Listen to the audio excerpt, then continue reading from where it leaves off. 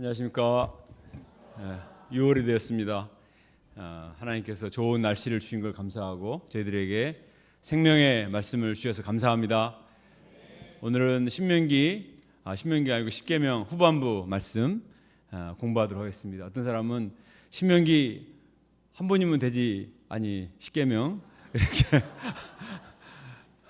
왜 이렇게 부담스러운데 두 번은 안 우사합니까? 이렇게 생각할지 모르지만 사실은 십계명 말씀은 너무나 소중하기 때문에 십계명을 한 계명씩 매주 해서 10주에 공부를 해도 부족할 만큼 너무나 중요한 말씀입니다. 왜냐하면 십계명 말씀은 하나님께서 우리를 사랑하시는 안전장치이기 때문입니다. 십계명이 뭐라고요? 안전장치이다. 너무나 죄의 유혹이 많고 막상 죄를 범하고 나면 그것으로 인한 대가는 너무나 상처가 크고 고통스러운데 사람들은 그 후에야 내가 미리 알고 지킬 걸 하지만 늦는 경우가 많죠. 그래서 하나님께서 우리에게 미리 우리를 사랑하셔서 이런 십계명 말씀을 주셔서 이 덫에 빠지지 않도록 죄에 빠지지 않도록 우리를 보호하신 이 십계명은 얼마나 감사하고 고마운 말씀입니까?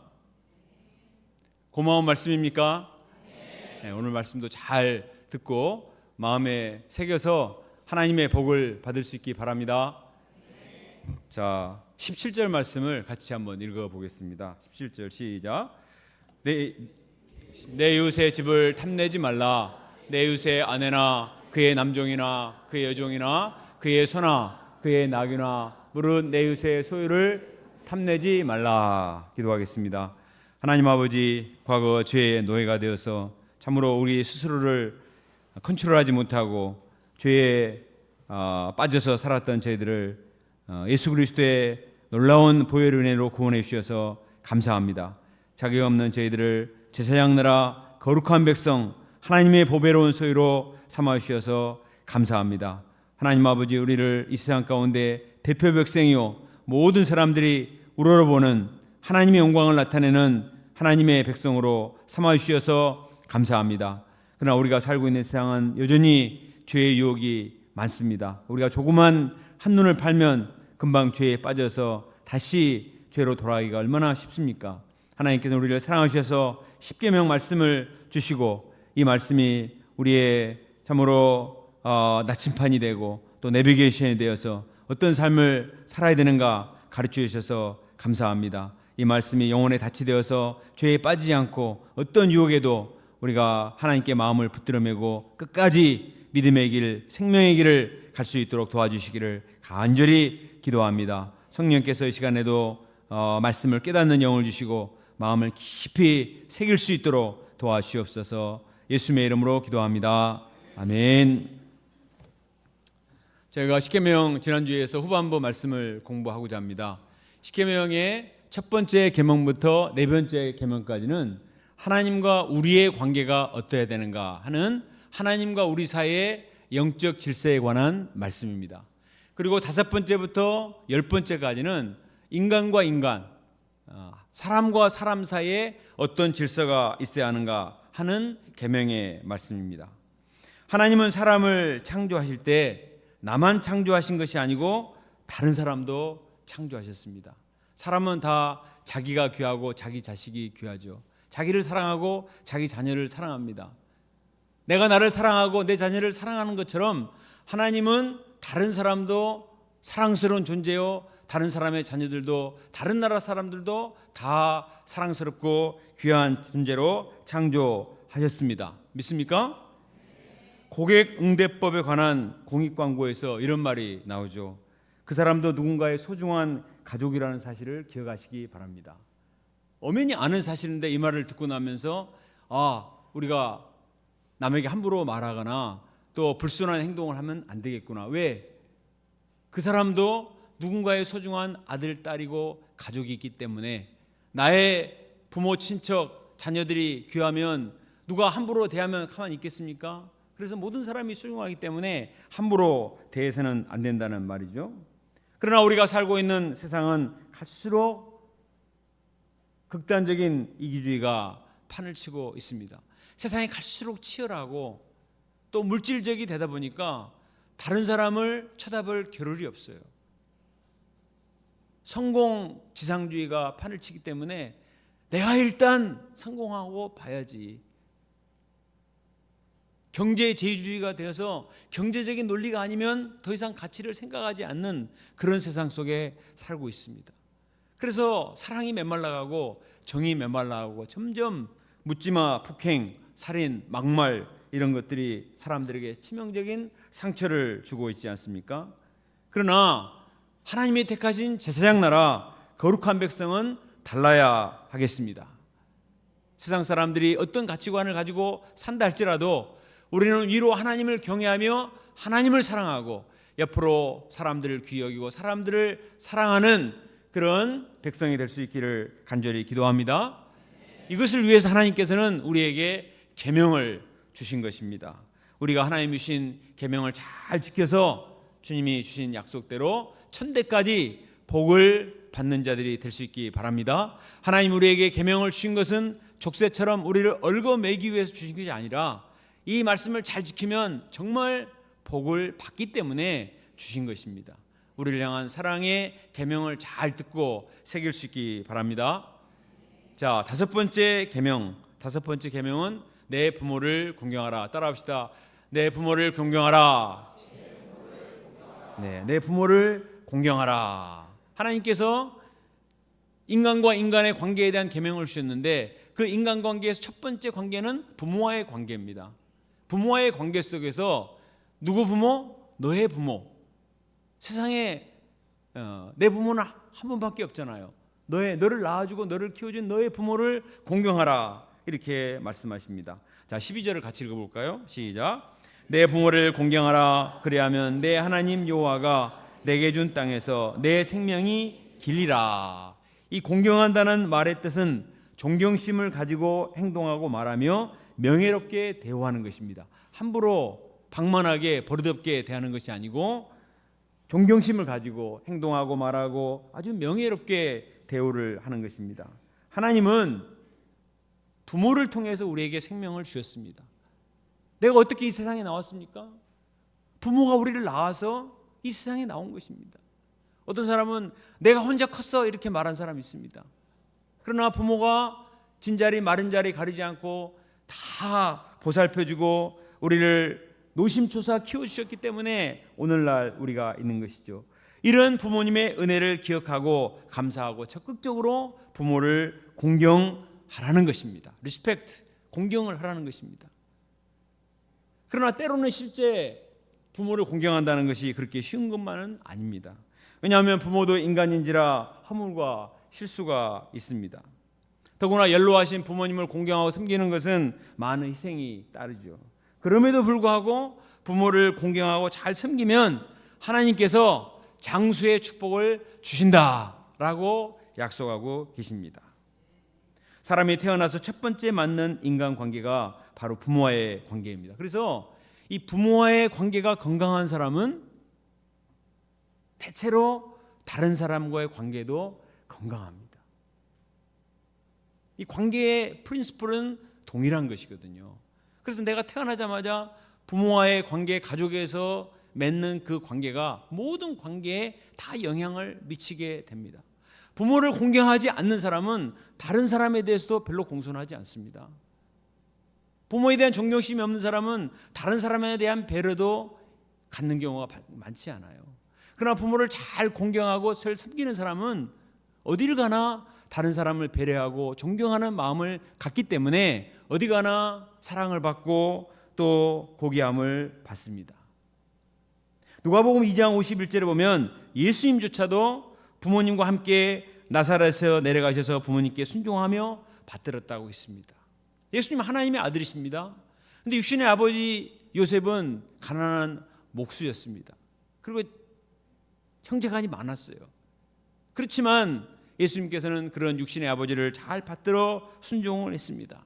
십자가상에서도 예수님은 제자 요한에게 이렇게 부탁을 하셨어요. 보라 내 어머니라 하시며 모친을 부탁을 했습니다. 자기가 십자가에 못 박혀서 극심한 고통을 당하고 있는 그 순간에도 어머니 마리아를 생각하며 요한에게 부탁을 했고 사도 요한은 이 예수님의 유언적 명령을 받들어서 마지막까지 에베소에서 마리아를 잘 섬겼습니다. 이처럼 부모님을 섬기는 것이, 공경하는 것이 계명인데, 반면에 부모를 공경하지 않고 악을 행하면 어떻게 됩니까? 자, 21장 15절과 17절을 같이 한번 읽어봅시다. 시작. 자기 아버지나 어머니를 치는 자는 반드시 죽일지니라. 자기의 아버지나 어머니를 저주하는 자는 반드시 죽일지니라. 자기 아버지와 어머니를 치는 것은 자기를 치는 것과 같아요. 자기 아버지와 자기 어머니를 저주하는 것은 자기를 저주하는 것 같고, 하나님을 저주하고 하나님께 대드는 것과 같습니다. 이것은 엄청난 폐륜의 범죄이기 때문에 하나님께서는 살인죄에 해당하는 이런 죄의 처벌을 내리셨습니다. 우리는 부모님께 감사하고 힘써 공경을 해야 되겠습니다. 내가 부모님을 공경하면 그것을 자녀들이 다 보고 자랍니다. 그래서 자녀들도 나를 공경하고 잘 섬기게 돼요. 그래서 부모를 공경하는 자는 장수하는 복을 받는다. 이것이 실제적인 것입니다. 실제로 잘 보세요. 주변에 부모를 잘 공경하는 사람은 그 가정이 다 부모를 공경하고, 그래서 윗사람을 섬기고, 이런 분위기가 형성된 것입니다. 부모를 공경할 수 있기를 바랍니다. 자, 6번째 계명은 살인하지 말라. 살인은 하나님이 주신 고귀한 생명을 빼앗는 것이기 때문에 큰 죄가 됩니다. 생명은 하나님의 영역이에요. 생명이 얼마나 소중합니까? 하나님이 하나님의 형상을 따라 사람을 만드셨습니다. 하나님이 나를 만드신 것처럼 하나님의 형상을 따라 다른 사람을 만드셨습니다. 모든 사람이 하나님의 형상을 지니고 있기 때문에 남녀노소 쥐 고아를 막론하고 모든 사람의 생명이 다 소중한 것입니다. 그래서 그 사람의 생명과 인격이 보호받고 존중받을 가치와 권리가 있는 것이에요. 21장 12절에 보면 이렇게 되어 있습니다. 사람을 쳐 죽인 자는 반드시 죽일 것이니라. 살인자는 반드시 사형에 해당된다. 부주의하게 무슨 고의성이 없이 어떤 사람의 생명을 잃었을 경우에는 도피성에 피할 수가 있습니다. 그러나 고의적으로 사람의 생명을 빼앗았을 경우는 그 사람이 하나님의 제단에서 제사를 드리는 그 순간일지라도 끌어내서 잡아 죽이라, 이렇게 하나님이 말씀하셨어요. 생명은 너무나 소중하기 때문에 함부로 다뤄서는 안 된다는 것입니다. 21장 16절에 보면 사람을 납치해서 팔거나 자기 수하에 들이고 부리는 사람도 죽이라고 말씀하셨습니다. 유괴범, 인신모매범은 살인죄와 같기 때문에 이런 사람도 반드시 죽여야 된다, 이렇게 말씀을 하셨습니다. 육체의 살인뿐만 아니라 인격 살인도 큰 죄가 되는 것이죠. 예수님은 마태복음 5장 22절에서 이렇게 말씀하셨습니다. 같이 읽어볼까요? 시작. 형제에게 노하는 자마다 심판을 받고 미련한 놈이라고 하는 자는 지옥불에 들어가게 되리라. 물리적으로 그 사람을 죽이지 않을지라도 그 사람을 무시하고 아주 멸시하는 말을 한 것은 너무나 큰 상처를 입히는 살인과 같은 죄이기 때문에 이것은 지옥불에 던져갈 만큼 큰 죄가 된다고 했습니다. 2019년에 쿠웨이트에서 있었던 일입니다. 결혼식을 마치고 한 신부가 예식장을 나가다가 문턱에 걸려서 넘어졌습니다. 이걸 보고 신랑이 저런 미련한 여자라고 핀잔을 주었습니다. 그러자 신부는 즉시 법원으로 달려갔고 이혼 신청을 했고 판사가 받아들였습니다. 불과 3분 만에 이혼을 했습니다. 3분 카레가 아니라 3분 이혼. 기록을 세웠다고 그러죠. 말을 함부로 했으니 그 사람은 이혼을 당해도 쌉니다. 자, 잠언 10장 11절을 같이 읽어봅시다. 10장 11절 시작. 의인의 입은 생명의 샘이라도 악인의 입은 독을 머금으니라. 의인의 입, 하나님을 경외하고 사람들을 사랑하는 입에서, 은혜의 입에서 나오는 말은 정말 은쟁반의 옥구슬과 같이 은쟁반의 옥구슬과 같이. 옥구슬 맞나요? 좀 이상한데? 금사가 금사와 같이 너무나 소중하고 사람들에게 은혜와 기쁨을 주고, 정말 시리에 빠졌다가도 아니 아내가 넘어졌으면 여보 하고 빨리 달려가서 이렇게 세워줘야 될까요? 아니 결혼한 신부한테 명칭한 말을 했으니 얼마나 화가 나겠어요. 정말 너무나 독을 먹으면 말이죠. 우리는 말을 할 때 남에게 위로가 되고 격려가 되는 말, 칭찬하고 덕을 세우는 말을 할 수 있기를 간절히 기도합니다. 요즘 선거를 보면 사람을 그냥 완전히 승리를 위해서는 별의별 말을 있는 말 없는 말 다 지어서 막 하는 것을 볼 때 너무 끔찍해요. 와, 너무 사람들의 말이 막 댓글 다는 거 보면 너무너무 무섭습니다. 그 결과가 얼마나 무서운 결과를 가져오는 것을 안다면 우리가 함부로 말하지 말고 절제되는 말과 행동을 할 수 있기를 간절히 기도합니다. 7번째 계명은 간음하지 말라. 따라서 합시다. 간음하지 말라. 하나님께서는 부부가 서로 사랑하여 연합하도록 성을 선물로 주셨습니다. 이 성으로 말미암아 부부는 더 친밀해지고 그 사랑의 열매로 자녀들이 태어납니다. 때문에 부부 사이의 성관계는 고귀하고 아름답고 신성하기까지 합니다. 사랑의 열매로 아이가 태어나서 행복한 가정을 이루기 때문에 이거는 너무나 소중한 것이기 때문에 하나님께서는 그 소중한 성을 가정이라는 울타리 테두리 안에서만, 부부 사이에서만 즐기고 누리도록 허용을 하셨습니다. 그런데 사탄은 이 성을 얼마든지 즐겨라, 가정이 울타리고 뭐고 상관없이 무조건 즐기라, 아주 극단적인 자꾸 쾌락을 부추깁니다. 쾌락의 도구로 사용하도록 유혹합니다. 잠언 9장 17절에 보면 이런 말씀이 있죠. 어리석은 자가 말하기를 도둑질한 물이 달고 몰래 먹는 떡이 맛이 있다. 도둑질한 물이 달고 몰래 먹는 떡이 맛이 있다. 이 말은 불륜의 쾌락이 훨씬 더 짜릿하라는 그런 유혹의 말인 것입니다.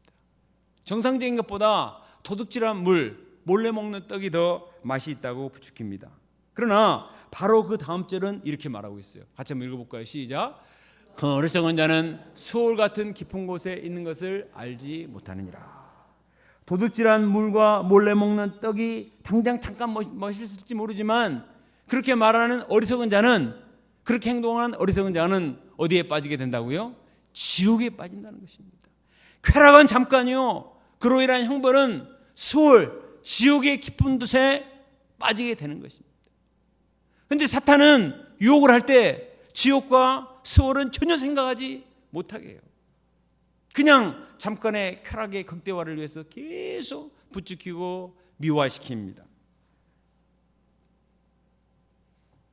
삼손은 나귀특배 하나로 수천 명의 대적을 물리칠 만큼 엄청난 괴력을 가진 사나이였습니다. 그는 힘이 장사하기 때문에 자기 마음대로 모든 걸 컨트롤하고 뭐든지 할 수 있다고 생각했습니다. 자기가 어디 있든지, 기생집에 있든지 누가 있든지 대적들이 쳐들어오면은 으악! 다 끝난다고 생각을 했습니다. 그러나 그가 점점 쾌락에 빠져들게 되었을 때 나중에는 분별력을 잃어버렸습니다. 절대로 말하지 말아야 될 그의 힘의 비결이 머리카락에서 나온다는 것을 알려주고 결국은 머리카락이 다 밀리고 두 눈이 뽑히게 되었습니다. 그래서 붙잡혀서 쇠사슬에 매인바 되어서 맷돌을 굴리는 비참한 신세로 전락하게 되었습니다. 삼손은 맷돌을 털면서 그런 생각을 했을 것입니다. 내가 거기 가지 말았어야 되는데, 내가 빨리 끊었어야 되는데, 피눈물을 흘리면서 후회를 했지만 이미 늦었습니다. 두 눈이 뽑히고 쇠사슬에 매인 순간 아무것도 할 수가 없어요. 사탄의 유혹 중에서 가장 뿌리치기 힘든 유혹이 정욕의 유혹입니다.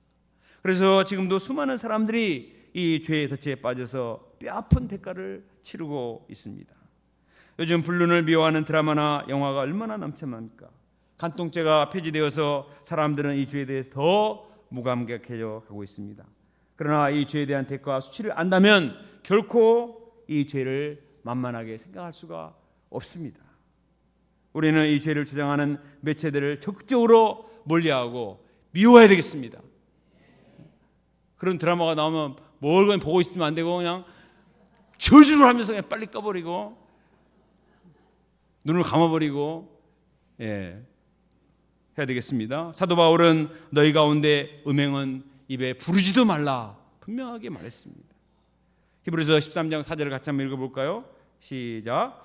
모든 사람은 결혼을 귀히 여기고 침소를 더럽히지 말라. 음행하는 자들과 간음한 자들을 하나님이 심판하시리라. 결혼을 귀히 여기고 침소를 더럽히지 말라. 음행하는 자들과 간음한 자들을 하나님이 심판하시리라. 하나님이 허락하신 부부 사이의 침소가 얼마나 소중한 것인데, 하나님이 허락하신 에덴 동산인데 이것을 더럽히거나 다르게 허용해서는 안 된다는 것입니다. 음행하는 자나 간음하는 자들은 하나님이 반드시 심판하신다. 분명하게 말씀을 하십니다. 두렵고 떨림으로 이 말씀을 듣고 지키는 사람은 복을 받습니다. 그러나 하나님 말씀을 우습게 생각하고 쾌락의 유혹을 따라 행하는 사람은 무서운 대가를 치르게 됩니다. 오늘날 세상이 어떤 가치관과 말이 팽배한다 할지라도 우리는 이 7번째 계명을 마음에 새기고 지키고 가르치고 이 원리를 따라 살 수 있기를 바랍니다. 이것을 위해서 하나님의 뜻 안에서 믿음의 가정을 이루고 가정의 행복을 지키는 것은 아무리 강조해도 지나치지 않습니다. 믿음의 가정을 이루고 또 하나님이 허락하신 그 가정 안에서 건강한 행복을 적극적으로 누리며 하나님을 기쁘시게 하는 삶이 에덴의 행복인 것입니다. 사탄은 어찌하든지 가정을 파괴하고 무너뜨리고자 별의별 수를 써서라도 유혹을 하고 자극을 합니다. 이것이 사탄의 전략이기 때문에 마귀를 파하고 전신갑주를 입고 우리의 믿음의 순결을 지켜나갈 수 있기를 간절히 기도합니다. 8번째 계명은 도둑질하지 말라입니다. 남의 소유를 빼앗는 도둑질은 큰 죄가 되는 것이죠. 정직하게 노력을 해서 그 노력의 대가로 소유물을 얻는 것은 바람직합니다. 그런데 수고도 하지 않고 부적절한 방법으로 남의 소유를 강탈하고자 하는 도둑질은 큰 죄가 되는 것입니다. 여호수아서 10장에 보면 이스라엘 백성들이 여리고성을 정복하고 나서 아이성을 정복하고자 싸웠습니다. 여리고성은 견고했기 때문에 하나님께 간절히 기도해서 정복을 했습니다. 그런데 아이성은 여리고성에 비해서 훨씬 작았거든요. 아이성, 아이와 같네 이렇게 생각하고 했는데 졌습니다. 패배했어요. 그 이유를 알고 보니까 아간이라는 사람이 노략물 중에서 외투 한 벌과 은 200세겔, 금 50세겔을 훔쳐서 몰래 도둑질하여 훔쳤기 때문에 패배한 것입니다. 아간은 분명히 도둑질해서 감췄어요. 아무도 본 사람이 없어요. 근데 하나님이 불꽃 같은 눈으로 다 보게 하셨습니다. 보고 계셨습니다. 그리고 전쟁에서 지게 하셨습니다. 이스라엘 백성들이 군사력이 많아서 지금까지 잘한 거 아니에요. 승리한 거 아니에요. 하나님을 믿고 순종했기 때문에 하나님의 영이 함께 하셔서 그들에게 축복을 허락하셨는데 거짓을 행하고 도적질을 행하자 하나님이 슬퍼하시고 패배하게 하셨습니다. 그들이 회개하고 아간을 아골 골짜기에서 처벌하고 회개했을 때 하나님이 다시 승리를 주셨습니다. 문제는 우리의 마음에도 아간과 같은 요소가 항상 있다는 것입니다. 쉽게 편하게 물질을 얻고자 하는 그런 심보가 다 있어요. 말라기 선지자는 하나님의 백성들이 11조를 드리지 않았을 때 이것을 도둑질이라고 말씀을 하셨습니다. 말라기 3장 8절 9절을 같이 한번 읽어보겠습니다. 시작. 사람이 어찌 하나님의 것을 도둑질하겠느냐.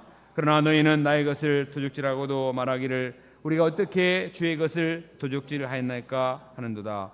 이는 곧 11조와 봉헌물이라. 너희 곧 온 나라가 나의 것을 도둑질하였으므로 너희가 저주를 받았느니라. 하나님께 드려야 될 11조를 드리지 않는 것을 하나님께서 하나님께 도둑질한 것이라고 말씀하십니다.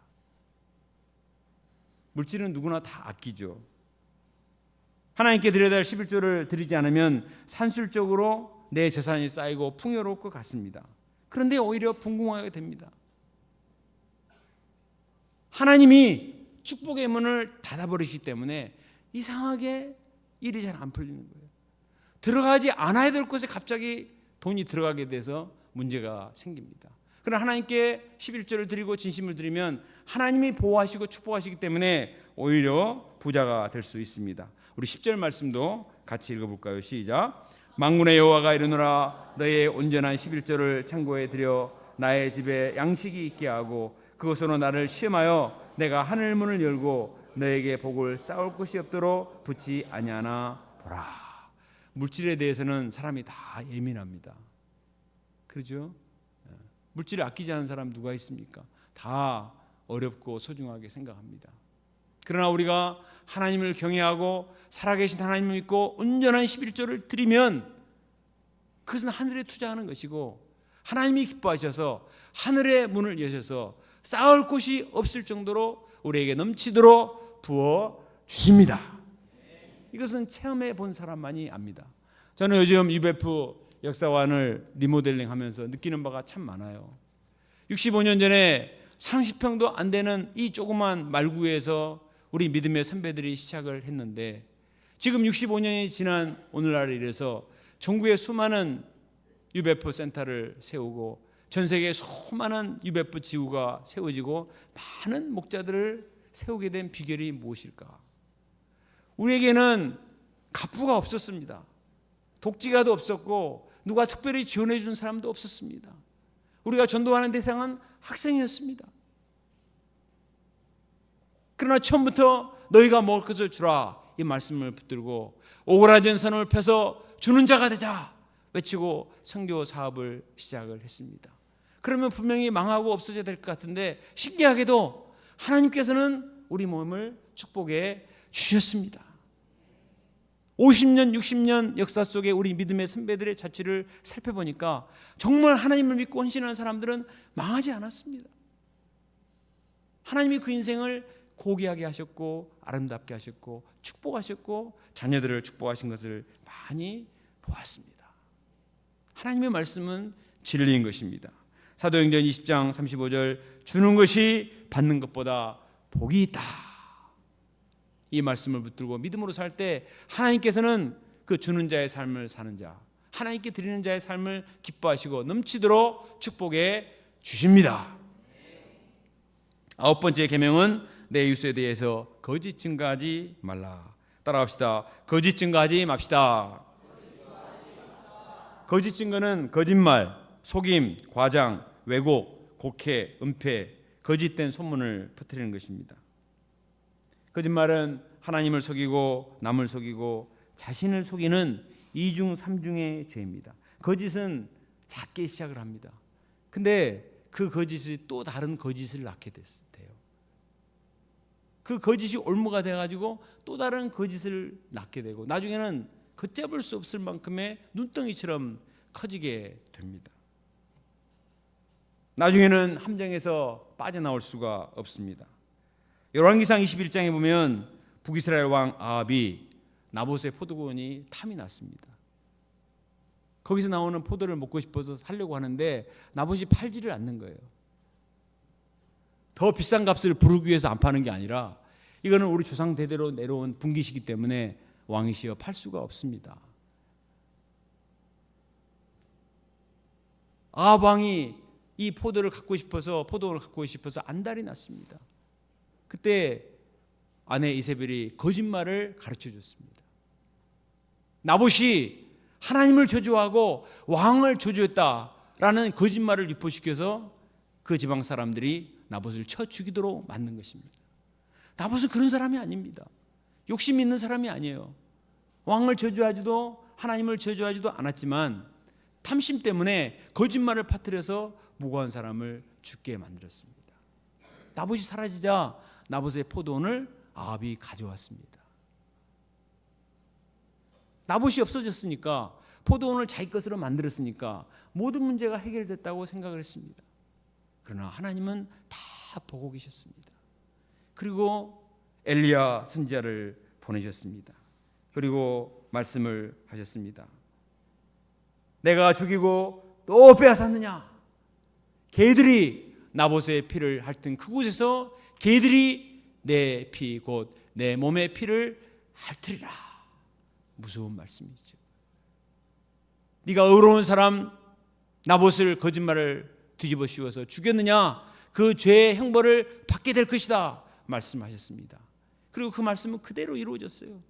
전쟁에 나갔는데 아합 왕은 적군이 실수로 쏜 화살에 맞아서 갑옷의 솔기에 맞아서 죽었습니다. 그리고 그 피를 개들이 핥았어요. 이세벨은 에후 선자가 에후 장군이 2층에서 집어 던져가지고 온몸이 터져서 죽었습니다. 그 몸을 개들이 뜯어 먹었습니다.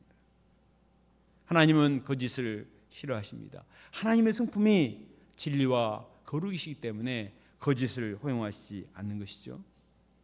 우리는 진리편에 서서 진리의 증인으로 살 수 있기를 간절히 기도합니다. 예수님의 사도 중에 베드로는 두려움 때문에 거짓말을 했습니다. 예수님을 모른다고 3번이나 거짓말을 했습니다. 그러나 예수님은 빌라도의 법정에서도 당당하게 말씀하셨습니다. 빌라도가 내가 유대인의 왕이냐 물어보자 예수님은 내 말과 같이 내가 왕이니라. 내가 이를 위하여 태어났으며 이를 위하여 세상에 왔나니 곧 진리에 대하여 증언하려 함이로다. 무릇 진리에 속한 자는 내 음성을 듣느니라. 예수님이 이렇게 대답하는 것이 어떤 결과를 가져오는지 다 아셨습니다. 그러나 숨기지 않았습니다.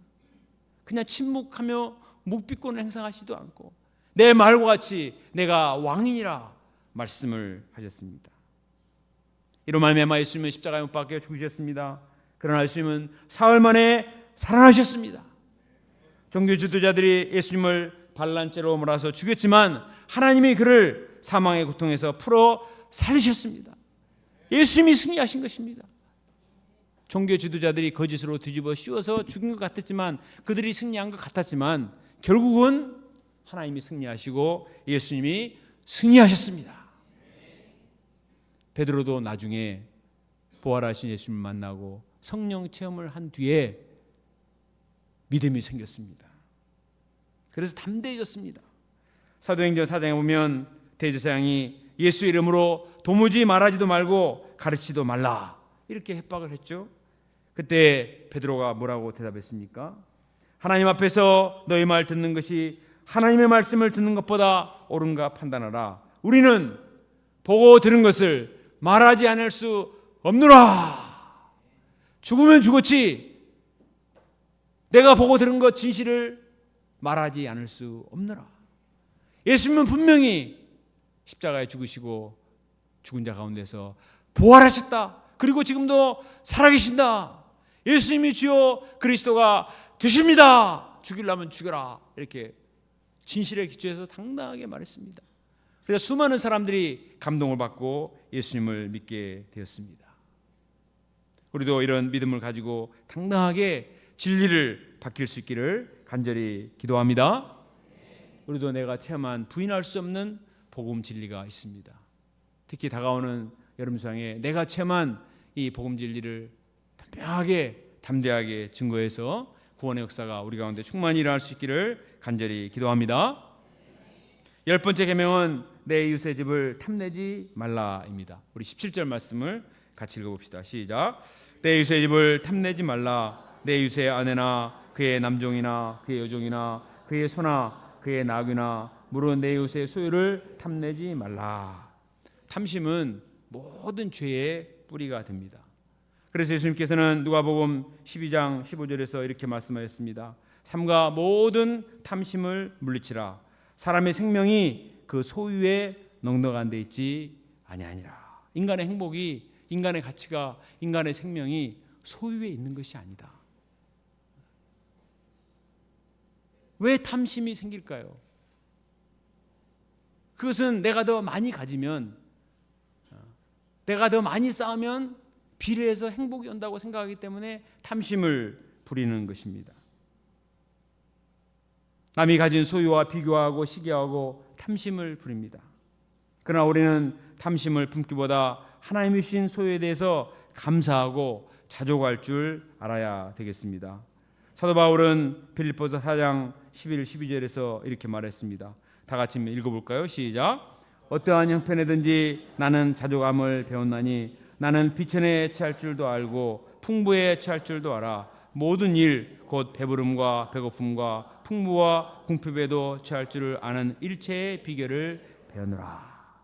사람들은 배가 불러야 행복하고 풍부해야 행복하고 더 높은 자리에 올라가야 행복하고 성공해야 행복하고 내가 더 유명해져야 행복하다고 생각을 합니다. 그래서 그것을 위해서 욕심을 부리고 부정한 방법을 행하는 경우가 많이 있습니다. 그러나 사도 바울은 일체의 비결을 배웠다 이렇게 말을 합니다. 왜 그렇습니까? 그것은 소유가 생명이 아니기 때문에, 소유 이꼴 행복이 아니기 때문에, 이 땅에 있는 것이 전부가 아닙니다. 고린도서 4장 18절 말씀처럼 보이는 것은 잠깐이요 보이지 않는 것이 영원합니다. 믿습니까? 보이는 것은 잠깐이요 보이지 않는 것이 영원합니다. 몇 년 전에 이런 광고 문구가 있었습니다. 보이는 것만 믿으세요. 보이는 것만 믿으세요. 맞는 말 같죠? 그러나 성경은 보이는 것은 잠깐이요 보이지 않는 것이 영원하다고 했습니다. 무엇이 옳습니까? 보이는 것만 믿으세요. 보이는 것에 투자하세요. 손에 잡히는 것만 투자하세요. 여러분이 가지고 있는 것이 전부입니다. 틀린 말이 아니죠. 그러나 맞는 말도 아닙니다. 보이는 것만 있는 것이 아니고 보이지 않는 것이 있습니다. 보이는 것이 영원하지 않습니다. 보이지 않는 것이 영원한 것입니다. 짐 엘리엇이 이런 유명한 말을 남겼습니다. 영원한 것을 위해서 영원하지 않는 것을 버리는 것은 어리석은 것이 아니다. 보이지 않는 영원한 것을 위해서 보이는 영원하지 않는 것을 버리는 것은 어리석은 것이 아니다. 그의 일기장에 이렇게 썼습니다. 그는 시카고에 있는 명문 휴튼 대학을 수석으로 졸업한 엘리트였습니다. 그런데 1956년 남미 에콰도르 아마존 지역에 가서 당시에 가장 잔인하다고 알려진 아우카족의 복음을 전하고자 친구와 함께 갔어요. 거기서 복음을 전하다가 순교를 했습니다. 28살 때. 아내와 아들이 있는데 미국의 신문들은 이렇게 대서특필을 했습니다. What a unnecessary waste. 얼마나 필요 없는 낭비인가. 이런 유능한 젊은이들이 저렇게 무모하게 죽어가는 것을 왜 정부는 허용을 했는가 비난을 했습니다. 그런데 그의 아내 엘리자벳은 이렇게 말했습니다. 내 남편의 죽음은 낭비가 아니었습니다. 내 남편은 이 순간을 위해 살아왔습니다. 그는 하나님이 주신 사명을 완수하고 죽은 행복한 사람입니다. 이렇게 말했어요. 그리고 간호학을 공부하고 그 지역에 아들을 데리고 들어갔습니다. 그 위험한 곳에. 아우카족은 남자는 죽이고 여자는 안 죽인다는 걸 알았어요. 그래서 그곳에 다시 들어가서 열심히 복음을 전해서 교회를 세우고 남편을 죽인 그 사람들이 나중에 교회의 직분자들이 되고 목사가 되는 기적이 일어났습니다. 만약에 눈에 보이는 것, 소유가 전부고 눈에 보이는 것이 가치이고 그것이 곧 행복의 조건이라면 짐 엘리엇을 비롯한 많은 믿음의 선배들은 어리석은 삶을 산 것입니다. 그러나 하나님 편에서 그들은 결코 어리석은 사람이 아니었습니다. 오히려 많은 것을 가졌지만 거짓되고 부패하고 죄의 열매를 맺은 사람도 얼마나 많습니까? 그러나 자기의 가장 소중한 생명을 영혼을 구원하는 것에 드리는 것은 어리석은 것이 아닙니다. 정말 가치 있는 삶을 산 것이고 하나님 나라에 투자한 것이고 많은 죽어가는 생명을 살리는 생명의 열매를 맺었습니다. 오늘날 우리가 살고 있는 세상은 너무나 물질적이고 너무나 이기적이고 너무나 치열하고 너무나 성공지향적인 가치관 가운데 살고 있습니다. 눈에 보이는 것에 집착하고 탐심을 부립니다. 수단 방법을 가리지 않고 많은 것을 얻고자 합니다. 그러나 이것에 진정한 가치가 있는 것이 아닙니다. 우리는 눈에 보이는 세상 것들에 집착하지 말고 눈에 보이지 않지만 영원한 것, 하늘의 것, 영적인 것, 위의 것을 찾을 수 있기를 간절히 기도합니다. 이런 삶은 절대 어리석은 삶이 아니에요. 자, 우리 골로새 1장 3장 1절부터 5절 말씀 같이 한번 읽어보겠습니다. 골로새 3장 1절부터 5절 시작. 그러므로 너희가 그리스도와 함께 다시 살리심을 받았으면 위의 것을 찾으라. 거기는 하나님께서 하나님 우편에 앉아 계시느니라. 위의 것을 생각하고 땀의 것을 생각하지 말라. 이는 너희가 죽었고 너희 생명이 그리스도와 함께 하나님 안에 감춰졌습니다. 우리 생명이신 그리스도께서 나타나실 그때 너희도 그와 함께 영광 중에 나타나리라. 그러므로 땅에 있는 지체를 죽이라. 곧 음란과 부정과 사욕과 악한 정욕과 탐심이니 탐심은 우상 숭배니라. 보세요. 우리의 인생이 이 땅의 삶이 전부라면, 내가 이 땅에서 영원히 산다면 더 많이 소유하고 더 욕심을 부리고 더 많은 것을 갖고 누리고 즐기고 하는 것이 맞습니다. 그러나 우리는 이 땅에서 영원히 살지 않습니다. 언젠가는 다 놓고 가야 될 때가 옵니다. 예수님이 오셔서 우리를 판단하실 것입니다. 그와 함께 영광에 참여하는 사람은 어떤 사람인가? 위의 것을 쫙 찾고 땅의 것을 죽이고 영적인 것을 추구하는 사람이 이 영광의 세계에 들어갈 수가 있습니다. 지난주 수요일 날 오하이오 콜럼버스 유배포에서 고 폴린박 선교사님 천국 환송 예배가 있었습니다. 71세로 대장암으로 소천을 하셨습니다. 이분은 광주에서 고등학교를 나온 분이에요. 근데 이분은 미국에 선교사로 가셔서 정말 많은 제자들을 세운 그런 분입니다. 이번 장례식에서 장례 예배 메시지를 전한 분은 그의 양이었습니다. 우리가 잘 아는 시카고 센터의 부목자인 케빈 얼브라이트 목자가 그의 1대1 양인데 그가 장례 예배 메시지를 섬겼습니다.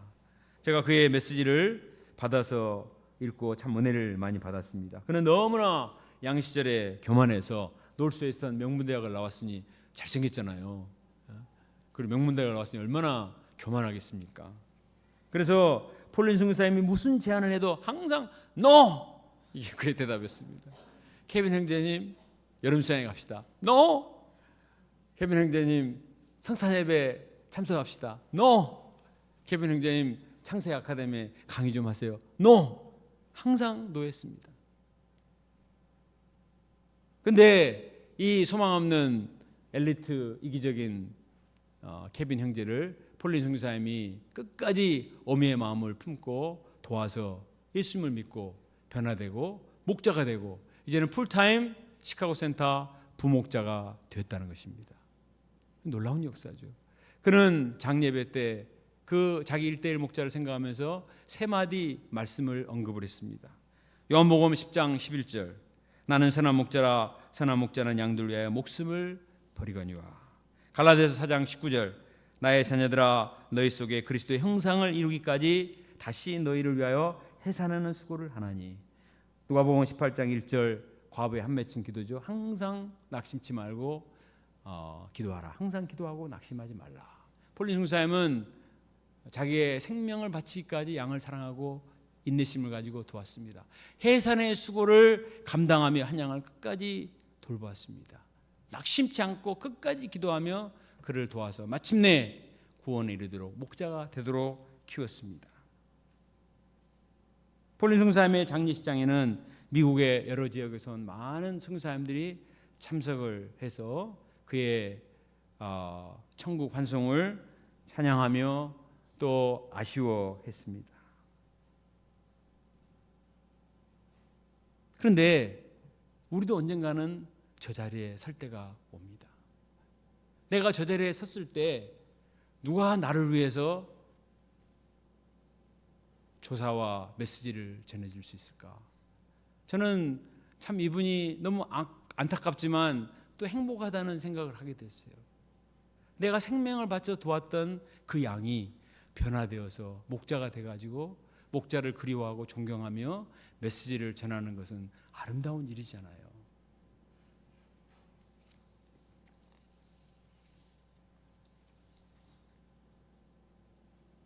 결론적으로 우리가 인생을 살아가면서 어떤 삶을 살아야 되는가, 하나님께서는 오늘 십계명 말씀을 통해서 우리에게 가르쳐 주십니다.